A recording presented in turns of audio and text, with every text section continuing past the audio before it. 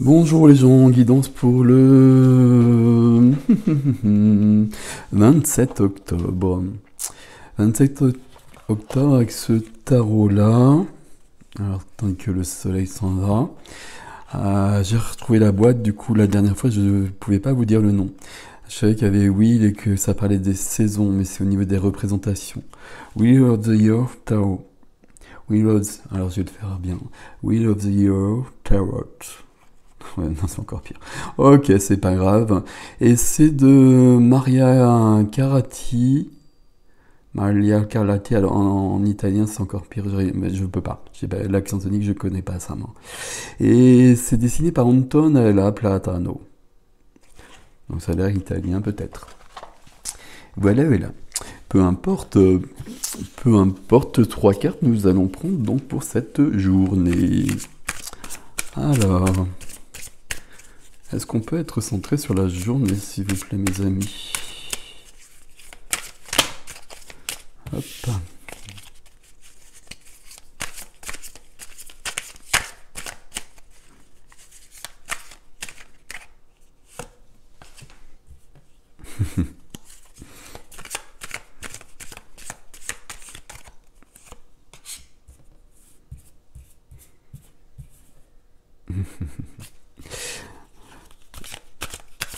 Qu'est-ce qui se passe là?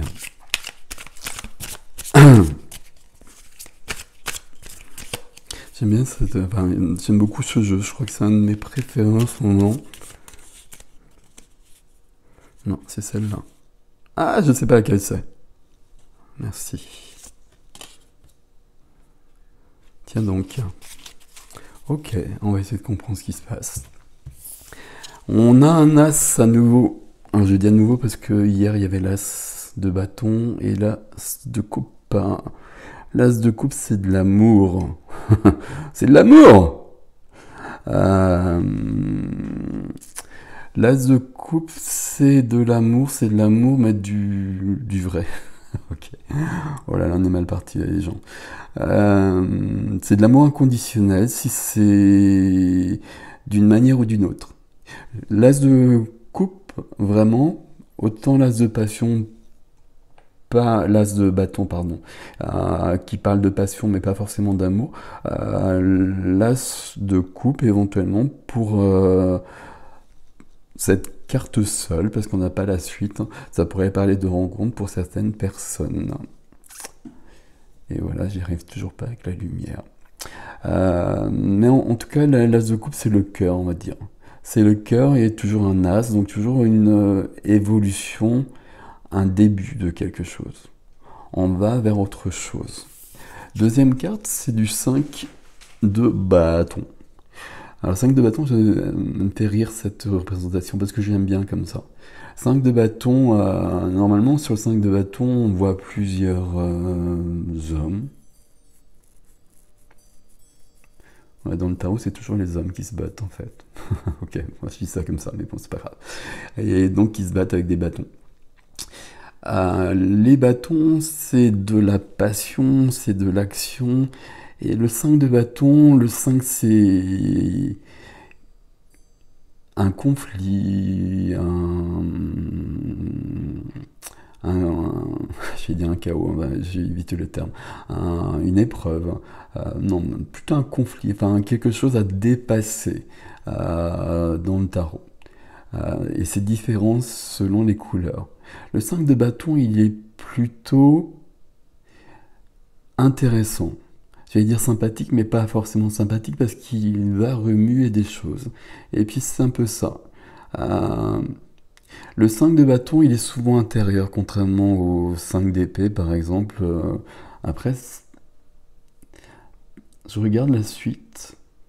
5 de bâton, c'est... Il y a un tumulte. Il y a un tumulte et il va falloir trouver... Alors la solution, c'est pas le bon terme, il va falloir trouver l'apaisement. Après le 5 de bâton viendra le 6 de bâton, qui va parler de triomphe, qui va parler de victoire, qui va parler de reconnaissance. Ici, on a cette carte-là. La troisième carte, c'est une autre couleur à nouveau. Et là, on est dans une maîtrise, puisque c'est un roi. Donc un roi, alors ici ça peut représenter quelqu'un, puisqu'on parlait d'amour ici. Donc pour certains, ça peut être une personne qui serait d'un signe d'air et qui serait... Le roi d'épée, c'est quelqu'un qui va trancher. C'est quelqu'un qui est intellectuel, c'est quelqu'un qui est lié à la justice, c'est quelqu'un qui va recadrer les choses, qui va remettre de l'ordre. Donc peut-être qu'il y a un message pour certains par rapport à ça et par rapport à une histoire d'amour qui naît, puis peut-être un conflit intérieur. Mais c'est pas comme ça que je prends ces cartes-là. Ces cartes-là, on va les prendre ensemble, comme ça, si j'arrive à les mettre à peu près. Et si il y a cet élan d'amour à trouver, alors j'ai pas envie de dire élan d'amour, j'ai en plus tout envie de dire comme une purification. Et vraiment quelque chose d'intérieur. Et le roi d'épée qui vient ici, il demande de recadrer les choses. Et vous voyez, il y a la même flamme en fait. La flamme qu'on trouve sur l'as de coupe, elle est là en fait. Et c'est comme si notre ami le roi d'épée ici, il veillait sur cette flamme. Et que cette flamme, elle pouvait être mise en danger peut-être. Alors, c'est peut-être un peu... je suis peut-être parti un peu loin et vous m'avez pas suivi. Il y a une pureté... Alors, j'essaie de trouver des mots. Il y a une pureté d'amour qu'on possède tous, que ce soit vraiment sentimental ou que ce soit à tous les niveaux. Dans le domaine amoureux, mais avec les amis, avec les animaux, pour la nature, etc. C'est le cœur en fait. Ici, c'est comme s'il y avait le cœur. Et là, le message de ce jour, c'est vraiment veiller à ce que votre cœur reste ouvert, enflammé, disponible, et qu'il vous donne la vie. Alors j'essaie de faire des phrases compréhensibles. Bon, ceux qui ont l'habitude de me suivre, vous avez l'habitude, donc ça va. Mais si vous êtes nouveau, alors bienvenue déjà, merci d'être là. Mais bon, là vous avez peut-être du mal. Ici, il y a cette notion d'être dans une pureté du cœur, quoi qu'il arrive toujours. Et peut-être qu'il y a une lutte intérieure.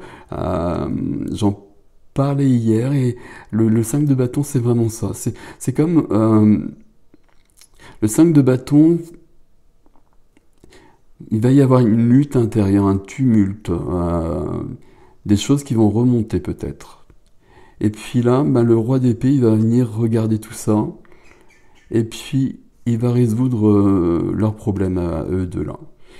Il va venir les séparer, et puis il va veiller surtout à ce qu'on reste dans cette pureté de la flamme, dans cette pureté d'amour, dans cette pureté du cœur. Et là, je cherche le titre de la vidéo. Ici, il y a une question vraiment d'avoir le cœur ouvert, en fait. D'avoir le cœur ouvert et de peut-être nettoyer des choses en soi, peut-être, et de se recadrer. Le roi d'épée, il n'est pas cool, hein. Il est juste, hein, mais il est pas cool, hein. S'il y a des choses à faire, il va aller les faire. Si c'est avec quelqu'un, par exemple, ça peut être le cas ici avec le 5 de bâton. Si c'est extérieur, par exemple, il pourrait y avoir un conflit avec quelqu'un. Le 5 d'épée, pardon. Alors justement, ce serait plutôt le 5 d'épée vers l'extérieur. Mais le roi d'épée qui vient après, lui, il remettrait très très vite tout d'équerre, quoi. Ce qui doit être dit serait dit, ce qui doit être coupé serait coupé, etc., quoi. Donc ce serait très clair. Mais ici, moi, ce qui me parle vraiment dans ce tirage, c'est cette flamme qu'on retrouve au début et à la fin. Là, le roi d'épée, c'est vous, homme ou femme, évidemment. Et on vous demande de veiller à votre... alors, si je dis pureté, je ne sais pas si ça parle à tout le monde, mais à votre potentiel, à votre humanité. Je sais pas, je vais pas trouver le terme, donc je pense que vous avez un peu précisé ce que je voulais dire, mais voilà. Mais avec le 5 ici, on va peut-être vous présenter quelque chose justement qu'il faudra régler. Et régler d'une manière claire et nette. Mais le 5 de bâton, comme je vous le disais, 5 de denier, 5 de coupe, 5 d'épée, c'est embêtant. 5 de bâton, c'est embêtant aussi, mais ça permet vraiment d'avancer. Et c'est plutôt cool quand il apparaît. Et surtout quand il apparaît entre ça, entre cette fée qui veille au feu de la vie, au feu du cœur, et que le roi d'épée veille aussi sur la même chose. Donc, on va vers de l'expansion de soi. Et c'est plutôt cool. Bon, j'ai eu du mal avec les phrases, j'espère que j'ai été à peu près clair. Et puis là, je vais me débrouiller avec le titre. Passez une belle journée les amis.